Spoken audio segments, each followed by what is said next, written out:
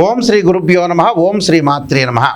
మీనరాశి వారికి దేవగురువైన బృహస్పతి రాస్యాధిపతి, దశమాధిపతి చతుర్థ స్థానంలో ఉంటాడు. ఎప్పటి వరకు? మార్చి 11వ తారీఖు నుంచి జూన్ 1వ తారీఖు వరకు కూడా చతుర్థ స్థానంలో ఉండటం వల్ల ఎలాంటి ఫలితాలు వస్తాయి? తల్లి యొక్క ఆరోగ్య విషయంలో కొన్ని ఇబ్బందులు కలగటం ఒకటి, వాహనాలు కొనుగోలు చేయాలంటారు, కొనుగోలు చేయలేకపోవటం, ప్రాథమిక విద్య చదువుతున్న వాళ్ళందరికీ కూడా కొన్ని చదువులో కొంత కాన్సన్ట్రేషన్ చేయలేకపోవడం, కొన్ని వ్యాపకాల వల్ల చదువుని ముందుకు తీసుకుని వెళ్ళలేకపోవటం, ఆర్థిక పరంగా సమస్యలు రావటం, ఆర్థిక పరంగా లావాదేవీల విషయంలో కూడా ఇచ్చిపుచ్చుకోవటం విషయంలో కూడా కొంత ప్రమాదం జరిగే అవకాశం ఎక్కువ ఉంటుంది. బంధుమిత్రులతో విరోధ భావాలు, మనం ఎవరికైతే డబ్బు ఇస్తామో మళ్ళీ తిరిగి ఇచ్చే అవకాశం అనేది ఉండదు. వీళ్ళకి మొండి బాకీలు వీళ్ళు ఎక్స్పెక్ట్ చేస్తారు, ఈ సమయంలో ఈ వ్యక్తి ఇస్తానన్నాడు, నాకు ఇది యూజ్ అవుతుంది అని ఆలోచన చేసిన వ్యక్తులందరికీ కూడా వాళ్ళు ఇచ్చే అవకాశం అనేది లేదు. దాంతోపాటు విదేశాలకు వెళ్ళటం కూడా కొంత పోస్ట్ పోన్ జరగటం, శుభ కార్యక్రమాల్లో కూడా పోస్ట్ పోన్ జరిగే అవకాశాలు ఎక్కువగా ఉంటాయి. అంటే గృహోపకరణ వస్తువులు కొనుగోలు చేస్తారు, బంగారు ఆభరణాలు కొనుగోలు చేస్తారు, ఇళ్ళు కొనుగోలు చేసే అవకాశాలు బాగా ఎక్కువగా ఉంటాయి. అంటే డబ్బును బాగా ఖర్చు పెడతారు. అంటే డబ్బు వచ్చే అవకాశం అనేది ఖచ్చితంగా ఉంటుంది, కానీ అనవసరమైన 35% వృధా ఖర్చులు జరుగుతాయి. వృధా భ్రమణం, వృధా ప్రయాణాలు వెళ్ళటం, అనవసరమైన వాటికి డబ్బులు ఖర్చు పెట్టుకోకుండా చూసుకోండి. ఆరోగ్యపరంగా కూడా ఇబ్బందులు కలగకుండా హాస్పిటలైజేషన్ విషయంలో కూడా కొద్దిగా శ్రద్ధ పెట్టడం అనేది చాలా ఇంపార్టెంట్. అంటే ఇవన్నీ కూడా మీరు తెలుసుకోవాలి. అంటే ఎక్కడైతే నెగిటివ్ ఉందో దాన్ని పాజిటివ్ చేసుకోవడం ఎలా అనే విషయాల మీద శ్రద్ధ పెట్టాలి. ఖచ్చితంగా కొన్ని పరిహారాలు పాటించాలి. దేవానాంచ ఋషీనాంచ గురుకాంచన సన్నిభం బుద్ధిమతం త్రిలోకేశం తం నమామి బృహస్పతి అనే మంత్రాన్ని గురువారం రోజున ఈ మంత్రం చదవాలి, ఇంకో గురువారం రోజున శనగలు దానం చేయాలి, ఇంకో గురువారం రోజున రాత్రిపూట శనగలు నానబెట్టి ఆవుకి ఇవ్వటం, ఇంకొక గురువారం రోజున ప్రత్యేకంగా శనగలతో చేసిన వంటకాన్ని ప్రధాన అర్చకులు ఇచ్చి అందరికీ కూడా వితరణ చేయమని, అంటే శనగ గుగ్గిళ్ళు అంటారు, ఏదో ఒకటి మీకు తెలిసింది వాళ్ళకి భక్తులందరూ కూడా వితరణ చేయటం వల్ల మంచి జరుగుతుంది. ఇంకో గురువారం వచ్చేటప్పటికల్లా మనకి నవగ్రహాల్లో గురువు ఉంటాడు, ఆ గురువుకి పంచామృతంతో, పండ్ల రసంతో, చెరుకు రసంతో బ్రాహ్మణుల చేత అభిషేకం చేయించడం, శనగలు దానం చేయటం, అలానే పసుపు కలరు సంబంధించిన వస్త్రాన్ని దానం చేయటం వల్ల మంచి జరిగే అవకాశాలు ఎక్కువ ఉంటాయి. గురువును పూజించాలి. విద్యార్థులు ఖచ్చితంగా దక్షిణామూర్తి స్తోత్ర పారాయణం చేయాలి. మిగతా వాళ్ళందరూ కూడా పుస్తక దానం చేయటం వల్ల కూడా మంచి జరుగుతుంది. స్త్రీలకు వచ్చేటప్పటికల్లా ఆరోగ్యపరంగా ఇబ్బందుల్లో కలగకుండా చూసుకోండి. గురువుని ఏదైతే గురువు యొక్క ప్రభావం అనేది మీ మీద ఉంటుంది కాబట్టి గురువారం రోజున ఆరోగ్యపరంగా కొంత జాగ్రత్తగా ఉండండి. అలానే శనగలు దానం చేయటం వల్ల కూడా స్త్రీలకు మంచి జరిగే అవకాశాలు ఖచ్చితంగా ఉంటాయి. ఇవన్నీ కూడా పాటించండి, మీ మంచి జరిగే అవకాశాలు గ్యారంటీగా ఉంటాయి. ఈ గురువు వల్ల ఈ గోచారీత్యా మనకి గురుగ్రహం అనేది సంవత్సర కాలం పాటు ఉంటుంది, ఒక రాశి నుంచి మరో రాశికి మారుతుంది. గురువు అనుకూలంగా ఉండటమేనే ప్రధానమైన విషయం. ఏమిటంటే అన్ని గ్రహాల్లో ప్రాధాన్యత సంతరించుకున్న గ్రహం ఏంటంటే గురువు. గురువు కుటుంబకారకుడు, సంతానకారకుడు, భాగ్యకారకుడు, లాభకారకుడైన గురువు అనుకూలంగా ఉంటే కీర్తి ప్రతిష్టలు, ధనవృద్ధి కలగటం, అలానే ధనవృద్ధితో పాటు లాభాలు, ఫైనాన్షియల్ పరంగా ఇన్కమ్ కలగటం, సంతానం కలగటం. సంతానం సంపదప్రదం అన్నారు, సంతానం కలిగేది గురువు ద్వారానే. కుటుంబ పరంగా ఇబ్బందులు లేకుండా ఉండటం, కుటుంబ పరంగా అన్నీ కూడా అనుకూలంగా ఉండాలంటే గురువు అనుకూలంగా ఉండాలని అర్థం. ఇప్పుడు చెప్పిన ఫలితాలన్నీ కూడా గోచారరీత్యా చెప్పబడే ఫలితాలు అంటారు. అంటే what is the difference between transit system and birth chart?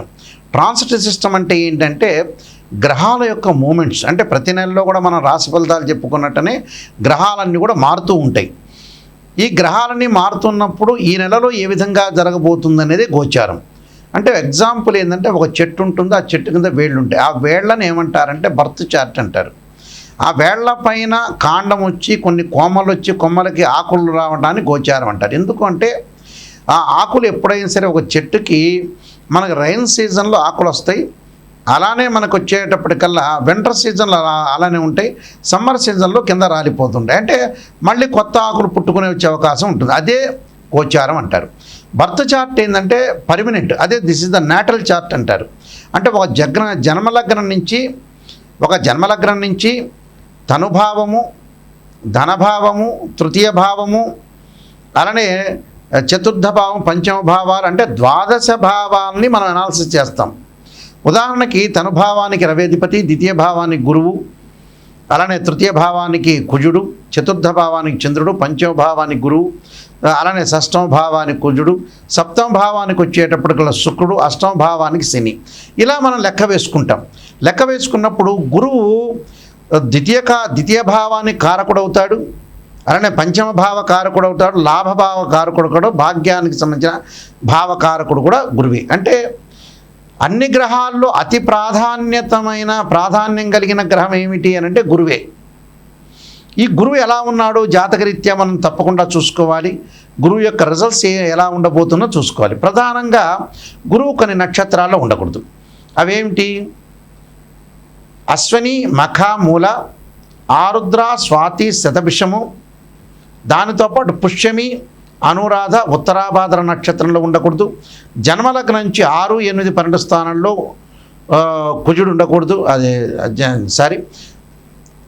జన్మలగ్నం నుంచి, ఇది కుజుడు అని చెప్పాను, ఇది కట్ చేసుకోండి జాగ్రత్తగా. జన్మలగ్నం నుంచి 6, 8, 12 స్థానాల్లో గురువు ఉండకూడదు. గురువు రాహుతో కానీ, కేతువుతో కానీ, శనితో కానీ కలిసి ఉండకూడదు. నేను చెప్పే నక్షత్రాల్లో కూడా ఉండకపోవటం అనేది చాలా మంచిది. అయితే ఇవన్నీ కూడా ఏమిటంటే బర్త్ చార్ట్ని అనుసరించేవి. గోచారరీత్యా 2, 5, 7, 9, 11 స్థానాల్లో గురువు ఉంటే మంచివాడు గోచారపరంగా. బర్త్ చార్ట్కి సంబంధించిన కండిషన్స్ వేరు, అలానే గోచారానికి సంబంధించిన కండిషన్స్ వేరు. గోచార పరంగా మటుకు 2, 5, 7, 9, 11 స్థానాల్లో గురువు ఉంటే మంచివాడు. మిగతా స్థానాల్లో ఉంటే మిశ్రమైన ఫలితాలు ఉంటాయి.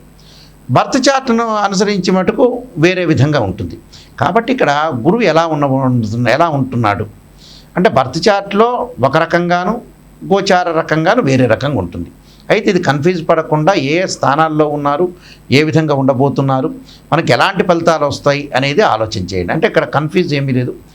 బర్త్ చార్ట్లో ఒక రకంగా నియమాలు ఉంటాయి, గోచార రీత్యా వేరే రకంగా నియమాలు ఉంటాయి. ఇప్పుడు మనం గోచారం ప్రకారంగా చెప్పుకుంటున్నాం కాబట్టి 2, 5, 7, 9, 11 స్థానాల్లో ఉంటే గురువు మంచివాడు, మిగతా స్థానాల్లో ఉంటే మంచివాడు కాదు అని అర్థం. ఇలాంటివన్నీ కూడా ఎప్పుడు కూడా జాతకాన్ని చెప్పించుకునేటప్పుడు నెగిటివ్ అనేది చెప్పించుకోవాలి. నెగిటివ్ పాజిటివ్ రెండుగా చూసుకోవాలి. నెగిటివ్ ఏదైనా ఉంటే దాన్ని పాజిటివ్గా చేసుకోవాలి. అంతా పాజిటివ్ అనేది ఆలోచన చేయొద్దండి. ఇప్పుడు ఎందుకంటే ఒక ఆస్ట్రాలజర్ని అప్రోచ్ అయ్యేటప్పుడు నెగిటివ్ పాజిటివ్ రెండు ఉంటాయి. గురువుగారు పాజిటివ్ని చెప్పాలని ఆలోచన చేయొద్దండి. నెగిటివ్లోంచే మనం పాజిటివ్ జరిగే అవకాశాలు ఖచ్చితంగా ఉంటాయి. కాబట్టి భయభ్రాంతులు చెందాల్సిన పని ఏం లేదు. నేను నెంబర్ ఆఫ్ ఆస్ట్రాలజీ బుక్స్ రాశాను. కాలసర్పయోగము, కాలసర్పయోగ చంద్రిక, రాహుకేతులు, ఛాయాగ్రహాలు, పుత్రగణపతి వ్రతము, స్వప్నశాస్త్ర ఫలదీపిక, అలానే బృహత్ పరిహార సింధు, దాంతోపాటు సర్వదేవతా గోత్రలు ప్రవర్లు పార్ట్ 1, పార్ట్ 2 ఒకటి, అలానే మీకు నవగ్రహాలకి పారాయణం చేసుకునే స్తోత్రాలు, దశమహావిద్యలకు సంబంధించిన అమ్మవారి యొక్క పారాయణం చేసుకోవటం, అలానే బృహత్ పరిహార సింధు, ప్రొడక్షన్ ఆఫ్ ఆస్ట్రాలజీ అనే నెంబర్ ఆఫ్ ఆస్ట్రాలజీ బుక్స్ రాశాను.